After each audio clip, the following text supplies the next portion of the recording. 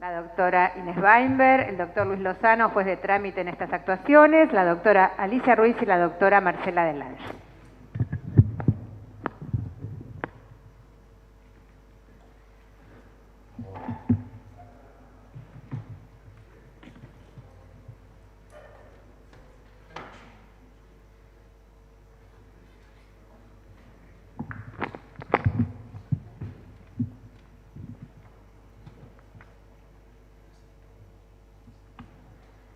Bueno, tengan todas y todos muy buenos días. Estamos por iniciar la audiencia en la acción declarativa de inconstitucionalidad instada por Ignacio Manterola,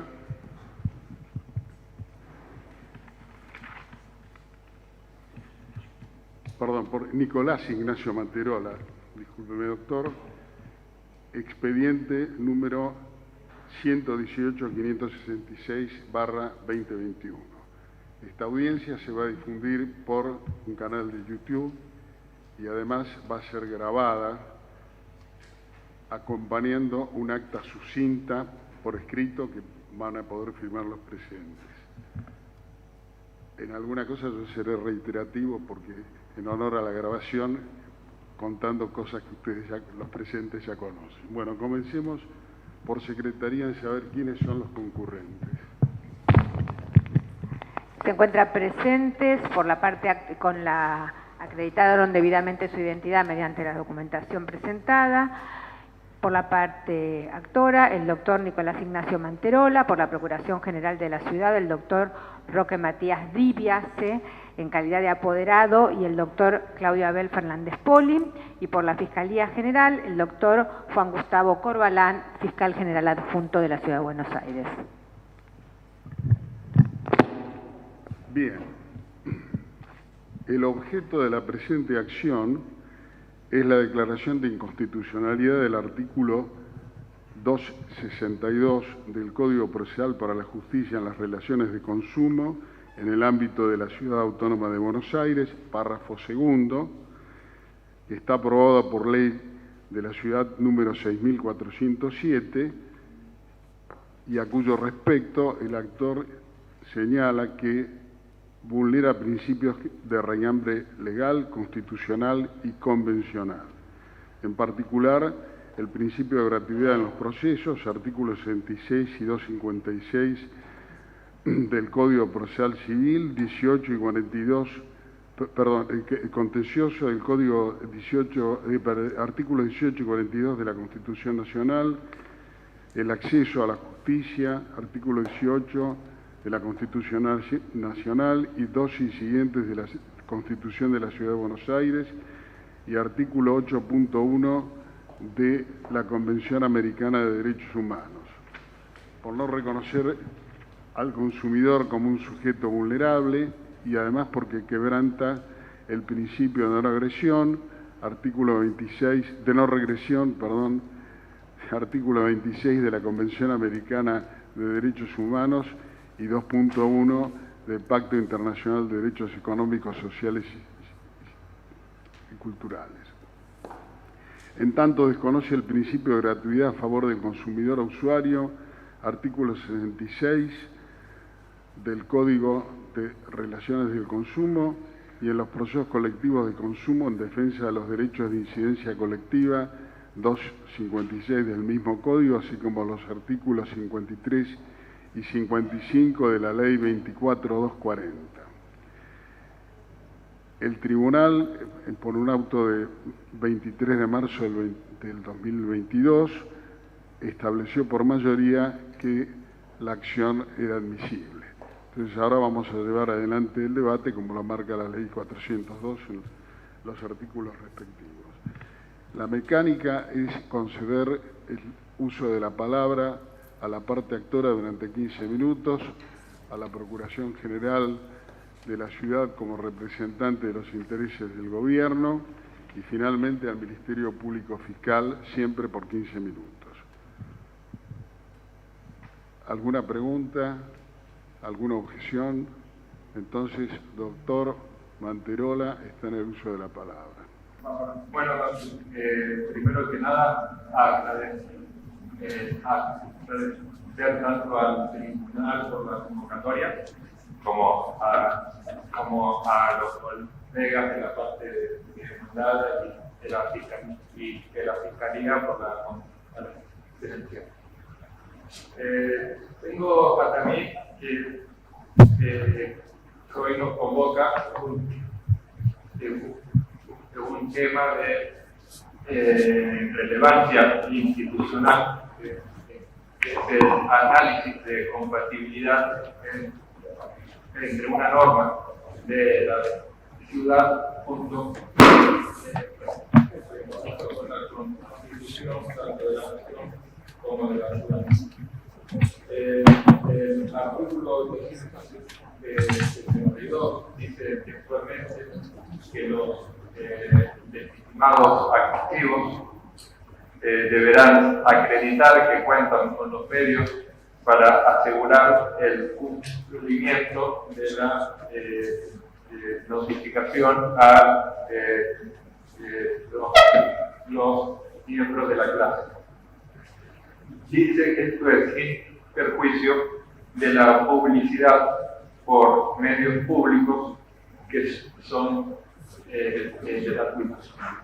Con lo cual, el artículo 272 lo que hace es dividir dos tipos de notificación diferentes. Por un lado, los medios públicos que son gratuitos y por otro, los medios privados que son onerosos. Cuando se les impone la carga a la parte actora de tener que acreditar estos medios de notificación que son pagos, se vulnera el beneficio de gratuidad, que es un beneficio que está tanto contemplado en la ley 24240 como también en el Código Procesal de las Relaciones de Consumo.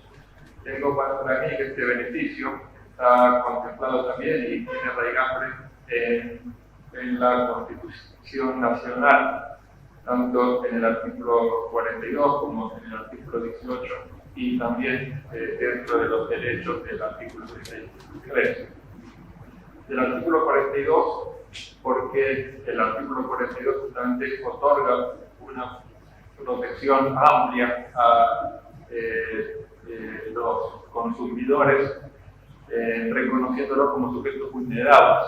Textualmente dice que la legislación tiene que establecer procedimientos que sean eficaces para la protección de los derechos de los consumidores y también para la resolución de los conflictos.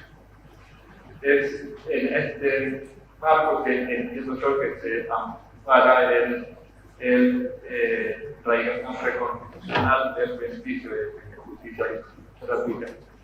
Pero también en el artículo 18, porque el beneficio de justicia gratuita es un condimento más del debido proceso. Cuando el artículo 66 y el artículo 256 del Código Procesal de las Relaciones de Consumo establecen que el beneficio de justicia gratuita es una herramienta dentro del proceso, lo que hace es incorporarlo dentro del concepto de debido proceso y por consecuencia tiene también raigambre constitucional. Esto viene a cuento de que tanto la parte de mandada como la Fiscalía entendieron en sus presentaciones que el beneficio no tiene, digamos que no está contemplado textualmente dentro del marco de la Constitución.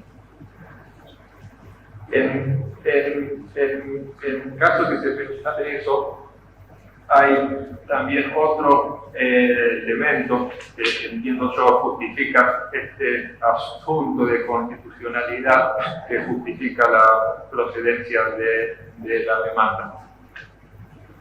Y es que cuando se le exige al accionante que acredite tener medios necesarios para afrontar las notificaciones privadas, vulnera el beneficio de justicia gratuita contemplado tanto en el artículo 53 como en el artículo 55 de la ley 24.240, particularmente dentro del artículo 55 que se refiere a los procesos colectivos.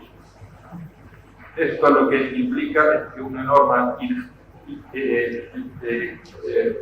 inferior vulnera otra norma superior, por lo cual se afecta el artículo 71 y el orden de relación de la tesis. Considero entonces que están reunidos los fundamentos para que se admita la demanda, y por último simplemente poner en relevancia que excluir a los legitimados por su condición económica es una clara lesión tanto al derecho de acceso a la justicia como al derecho de acción. Por eso, para terminar, quiero invitar a que juntos pensemos y que repensemos el derecho procesal junto con el derecho del consumidor en clave constitucional y también convencional. El país ya fue condenado en el caso Campos por la Corte Interamericana por los obstáculos en el acceso a la justicia, por temas también patrimoniales, por el régimen de costas.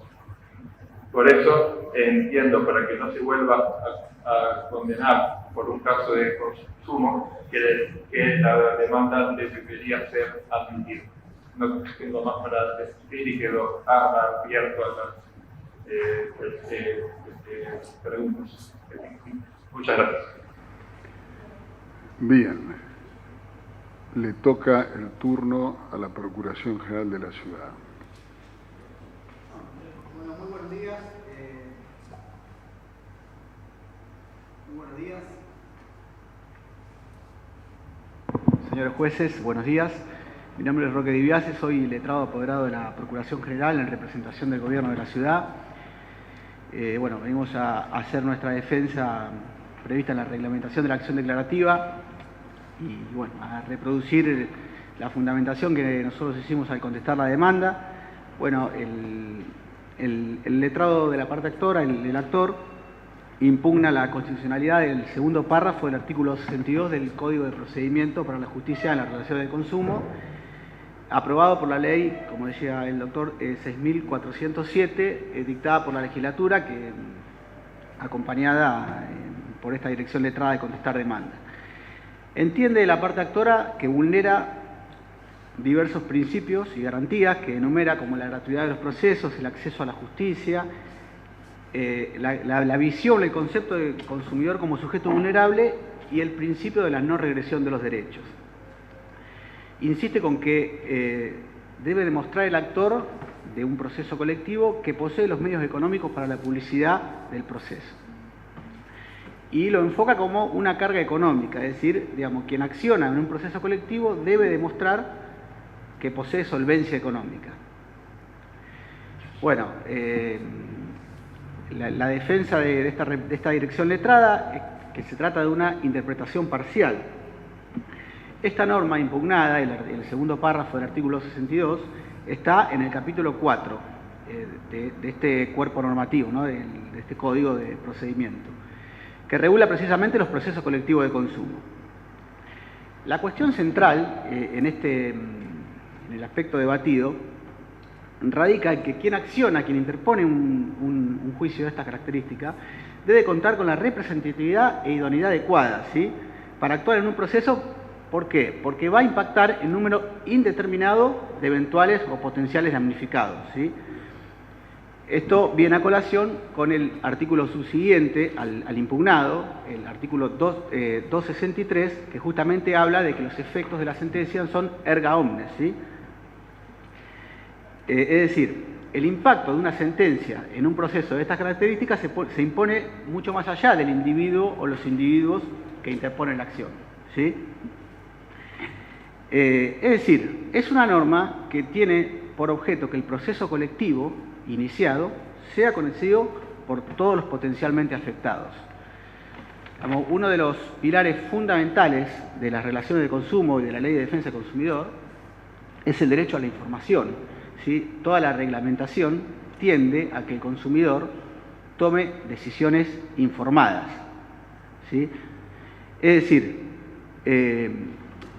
esta exigencia de contar con posibilidades económicas es tan solo una de las aplicaciones posibles de la norma o de las, digamos, de las eventuales interpretaciones de la norma. Como decía recién, digamos, esta norma lo que buscó, el legislador lo que buscó es proteger los derechos de los consumidores, que ellos puedan tomar decisiones informadas, ¿sí?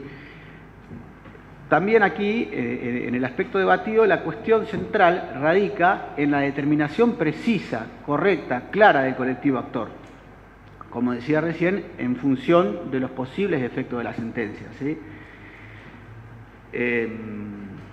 Bueno, el doctor recién hacía un repaso de la normativa que avalaría la demanda.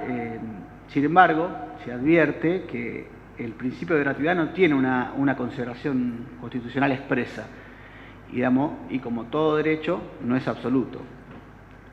Pero en definitiva la cuestión central, que el eje de la defensa de la ciudad en este aspecto, en esta demanda, tiene que ver con que la norma establece no una carga de tipo económica, como entiende el actor, sino una carga procesal, ¿sí?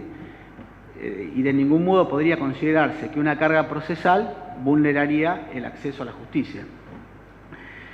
Es decir, lo que exige la norma es que el actor, cuando inicie este proceso, cuente con un plan de notificación para que el colectivo a quien dice representar pueda tomar conocimiento de la acción, como decía al principio, dado los efectos erga omnes de la sentencia, y en consecuencia actuar, estando debidamente informado. En fin, la norma implica el corolario de la necesaria identidad subjetiva con la que debe contar quien acciona, porque justamente dice representar o alega representar a un determinado grupo colectivo. Entonces la norma exige esa correcta, precisa, clara determinación de ese grupo colectivo, que no necesariamente se traduce, insisto, en una carga de tipo económica, ¿sí? Y en todo, digamos, en todo el cuerpo normativo, en este código procesal para las relaciones de consumo, se establece el papel de los medios públicos de la ciudad con los que cuenta la Ciudad de Buenos Aires como la regla de presupuesto mínimo, ¿sí? Y, expresamente la legislación lo contempla. Lo que se busca, insisto, señores jueces, es la suficiente difusión de la existencia de la acción, ¿sí? Que sea suficiente y conocida por todos los potencialmente afectados, dado los efectos erga omnes. En definitiva, el éxito de un proceso de esta característica depende de lo bien conformada que esté la clase, ¿sí? Y de la posibilidad que tienen esas personas que integran esta clase de excluirse de ella o de no verse afectada por la decisión que en definitiva se toma. Bueno, y también como nosotros señalamos en la contestación de demanda, estamos en presencia de, digamos, es como un cuestionamiento parcial, digamos, que se enmarca en un plexo normativo integral que permanentemente se refiere a la gratuidad. Estoy hablando del Código Procesal para la Relación de Consumo. Permanentemente se refiere a la gratuidad, al acceso a la justicia, a la vulnerabilidad, a la hipervulnerabilidad y a la tutela judicial efectiva. Este proyecto y esta ley y este artículo, tuvieron giro en las diferentes comisiones con las que cuenta la legislatura de la ciudad, las comisiones de justicia, de asuntos constitucionales y de defensa del consumidor, integrada por diversos diputados y diputadas de todas las expresiones políticas con las que cuenta la legislatura de la ciudad, y no mereció objeción alguna. Todo esto fue acompañado al contestar la demanda. Así que nosotros, la Procuración entiende que, por estas circunstancias, que la acción debería ser rechazada. Muchas gracias. Gracias, doctor. Sigue en turno el Ministerio Público Fiscal.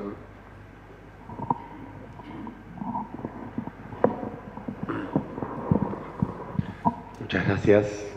Buenos días a todos y a todas. Señores jueces, doctora Delange, doctora Ruiz, doctor Lozano, doctora Weinberg, doctor Otamendi, ¿cómo le va, secretaria? A la representación letra de la Procuración, al actor y a todos los presentes.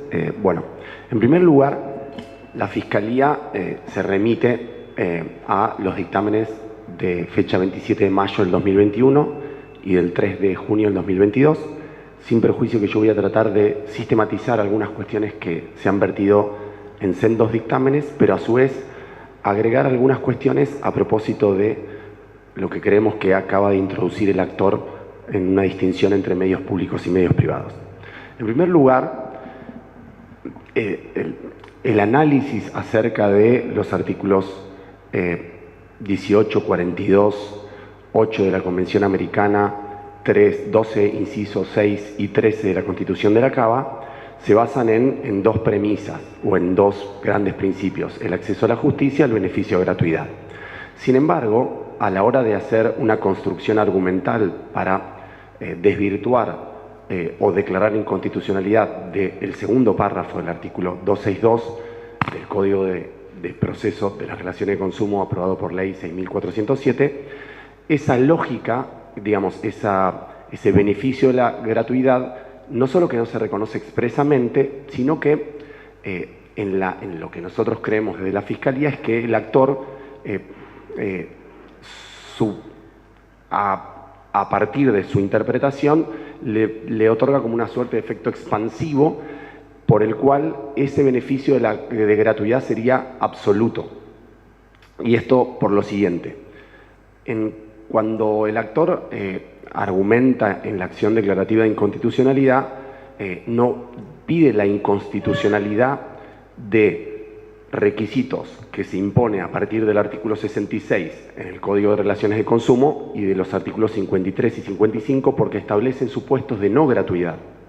Es decir, tanto la ley local como la ley 24240, en el caso de la ley local, más benévola para el beneficio de gratuidad, y en el caso de la ley nacional, más restrictiva en cuanto al beneficio de gratuidad, establecen supuestos de no gratuidad. En el caso de la ley local, cuando se trata de acciones individuales que superen 100 UMAS. Es decir, si seguimos la lógica de la ADI, eso debiera ser inconstitucional, porque entonces el beneficio de gratuidad debiera tener un carácter absoluto. Y está claro entonces que el beneficio de gratuidad es una garantía procesal que puede ser matizada por el legislador. De hecho, así lo ha hecho. Este es el primer argumento. El segundo tiene que ver con una plataforma que ha sentado el Tribunal Superior de Justicia en diversos fallos, que nosotros elegimos dos para tratar de argumentar por qué en este supuesto la ADI no sería el remedio para eventualmente enmendar una situación de injusticia o de errada interpretación que se puede resolver en un caso concreto y no mediante la ADI. Por un lado, encontramos un fallo del 9 de junio del 2004, ADC, en donde establece claramente que la ADI no tiene una función preventiva. Esto para nosotros es crítico porque no es que la ADI opera como una suerte de paraguas para una eventual interpretación sesgada o distorsionada que se pudiera hacer de un texto. El segundo caso, en un voto de la doctora Weinberg, se vincula con el fallo Gil Domínguez, bastante conocido, del 24 de febrero del 2016, y ahí, en esencia, lo que dice el TCJ, que el Ministerio Público comparte, se vincula con que la ADI no puede tener como objeto garantizar una interpretación subjetiva, es decir, de lo que la norma debiera decir en función de un criterio hermenéutico o interpretativo. Entonces, bajo esta plataforma, nosotros podemos acudir a la interpretación o a lo que dice la literalidad de la norma, que no es lo que plantea la parte actora en la página 2 de su acción, es decir, de su escrito. Ahí, a nuestro juicio, se produce una suerte de distorsión o eventualmente un criterio que no compartimos, porque se habla de, por un lado, acreditar solvencia y por otro lado de afrontar gastos. Es decir, esta es la base del planteo de la parte actora. A nuestro juicio, ni la palabra acreditar solvencia ni la palabra afrontar gastos forman parte del artículo 262. El artículo 262 no dice ni acreditar solvencia ni afrontar gastos. Y acá, por supuesto, tenemos que acudir a la primera fuente de interpretación. Si el legislador local, cuando hizo un extenso articulado y cuando quiso regular los alcances del beneficio de gratuidad, pretendió hacer una excepción dentro de otro segmento normativo, que es la parte de publicidad, por supuesto que podría haberlo hecho de manera expresa y hubiese puesto de manera expresa que cuando se refería a contar con medios, acreditar los medios, se refería específicamente a cuestiones que iban a subvertir o a contradecir los principios de los alcances del beneficio de gratuidad que se conjugan a partir de la interpretación armónica entre el artículo 66 y el artículo 256 de la ley local.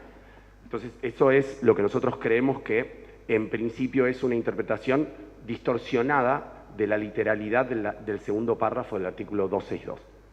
Por otra parte, y como tercer aspecto concreto que recién planteaba el actor, nosotros creemos que, por un lado, no hay una distinción entre medios públicos y medios privados, al menos tal como la planteaba el actor, y mucho menos que esa distinción tenga que ver con el carácter oneroso de los medios privados y con el carácter gratuito de los medios públicos. Y esto, en nuestra opinión, se sustenta en lo siguiente. Cuando el artículo 262 establece en el primer párrafo un mandato de optimización, sí, que esto es el primer párrafo, lo que nos dice es que se debe, en la mayor medida posible, a la luz del principio de razonabilidad, tratar de garantizar el modo y los medios para publicitar, ¿sí?, una acción colectiva. Con lo cual, esto en términos de Robert Alexy es un claro mandato de optimización que tiene diferentes formas de ser concretizado. A la luz de este mandato de optimización, le habla a los accionantes de que deberían garantizar los medios para comunicar esto, pero no hace alusión a medios públicos o medios privados. Y a su vez, no se puede dar por sentado que los medios privados equivalen a la onerosidad, porque sencillamente existen multiplicidad de medios privados y mucho más digitalmente que no son onerosos. De hecho, existen múltiples fallos que se publican a través de redes sociales que prima facie no son onerosas. Entonces, a criterio de la Fiscalía, en primer lugar, la norma no consagra ninguna distinción entre medios públicos y medios privados y a su vez no se puede asimilar a medios privados a su carácter oneroso, lo que no significa que en cierto contexto, en un caso concreto, lo que puede ser resuelto por vía de otras acciones, que un juez tenga que interpretar si ese mandato de optimización y la exigencia que se le haga a una asociación colectiva es una exigencia que excede, ¿sí?, la lógica de la gratuidad, porque se le está exigiendo, por ejemplo, para poner un caso extremadamente concreto, que pague publicidad en un diario de mayor circulación. Ese sería un supuesto de eventual vulnerabilidad del artículo 262. En cuarto término, cuando nosotros razonamos si la lógica de esto de contar con medios, es decir, que la parte acredite contar con medios para asegurar la comunicación, ahí tenemos que tener en cuenta varias cuestiones vinculadas a una interpretación contextual. En primer lugar, no se prevé ninguna consecuencia jurídica frente a el incumplimiento de no acreditar contar con medios. Es decir, el legislador no previó ninguna consecuencia jurídica que vaya en detrimento del legitimado activo. En segundo lugar, la norma no hace referencia a que va a consagrar una excepción al principio, al beneficio de gratuidad establecido por el artículo 66, y el 256 remite al 66 en su contenido. En tercer término, el artículo 266 es una de las normas más claras en términos de qué es lo que quiere el legislador respecto de los alcances del beneficio de gratuidad. De hecho, es tan clara que la fórmula que utiliza es que se exime de todo gasto que pueda erogar el juicio. Es decir, si en un caso concreto se discute los alcances de un mandato de optimización, la fórmula del artículo 66 es extremadamente clara en cuanto a que esa es la norma que va a regular una posible interpretación en contra de los intereses o de la solvencia que pueda o no tener una asociación de derechos y consumidores y usuarios o una persona que esté impulsando un caso colectivo. Por último, a nuestro criterio, digamos, más allá de que es legítimo y no queremos hacer una polémica con el actor porque nos parece legítimo defender el beneficio de gratuidad, nosotros nos parece que esta ADI encierra en parte una discusión que tiene que ver con poner el foco en el beneficio de gratuidad, pero quizás se está soslayando, que lo planteaba la Procuración y lo hemos planteado en los dictámenes, en que lo que la norma quiere hacer cuando regula el trámite de los procesos colectivos 261 y cuando regula la publicación de las acciones colectivas es cómo vamos a representar a las personas que no pudiesen ser parte del colectivo. Y la notificación no es solo un mero acto de poner en conocimiento un caso, es un acto que va a determinar efectos erga omnes sobre personas que eventualmente pueden no enterarse. Entonces no es menor que exista un proyecto de publicación, lo que establece el tercer párrafo de la 262, y que la norma intente decirle al sujeto legitimado activo que intente acreditar los medios en el sentido de cuál sería su plan de comunicación, lo que podría incluir cadenas de mails que no son onerosas prima facie u otros, y eventualmente un juez en un caso concreto ponderará hasta qué punto los medios públicos que el gobierno de la ciudad pueda poner a disposición para publicitar una acción colectiva y hasta qué punto las acciones que hará esa acción de defensa del consumidor garantizarán o no los derechos de las personas que no concurren a el proceso. Muchas gracias por escucharme. Muchas gracias, doctor.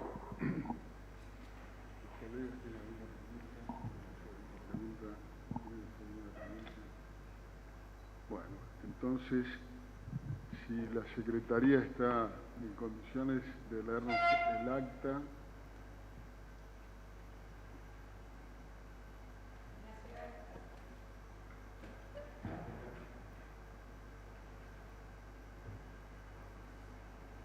Hola. ¿Así se escucha? En la Ciudad de Buenos Aires, a los 28 días del mes de septiembre del 2022, siendo las 11:20 horas, se constituye el Tribunal Superior de Justicia de la Ciudad Autónoma de Buenos Aires, presidido por el juez de trámite Luis Francisco Lozano, con la presencia de los jueces Inés Weinberg, Marcela Delange, Santiago Tamendi y Alicia Ruiz, a fin de celebrar la audiencia convocada en la causa Manterola Nicolás Ignacio contra el Gobierno de la Ciudad de Buenos Aires sobre acción declarativa de inconstitucionalidad, expediente número 118.566 del 2021. El juez de trámite da comienzo a la audiencia e informa que se está transmitiendo en vivo en el canal de YouTube del Tribunal Superior de Justicia de la Ciudad y grabando, a fin de que el registro quede agregado al expediente digital. A continuación, el juez Lozano solicita que por secretaría se informen las partes que se encuentran presentes. La Secretaría de Asuntos Originarios certifica que se acreditaron debidamente por la parte actora el doctor Nicolás Ignacio Manterola, DNI número 37.806.300. Por la Procuración General de la Ciudad, el doctor Roque Matías Dibiase, DNI 30.447.352 en calidad de apoderado, y el doctor Claudio Abel Fernández Poli, DNI 14.394.661. Y por la Fiscalía General, el doctor Juan Gustavo Corbalán, DNI 26.530.779 en su carácter de fiscal general adjunto. A continuación, el doctor Lozano explica el objeto y las reglas de la audiencia, concede la palabra a la parte actora, seguidamente a la Procuración General y luego al fiscal general adjunto. Luego el juez Lozano consulta con sus colegas si quieren hacer alguna pregunta e informa a los intervinientes. El plazo de la sentencia. No. Bien. Bien. Por secretaría se lee el acta, firman los jueces, las personas intervinientes y el fiscal general adjunto. Y si hay observaciones con el acta. No. Doctor, entonces, ¿cuándo termine? Para dar por terminado el acta. ¿Terminaste de leer el acta? Sí, y no ha ¿Alguien habido... tiene alguna observación acerca del contenido del acta? Bien. En ese caso, la firmamos. Hace la circular y se firma. Esperen un segundito que le imprimimos acá. Y damos por terminado el acto con él.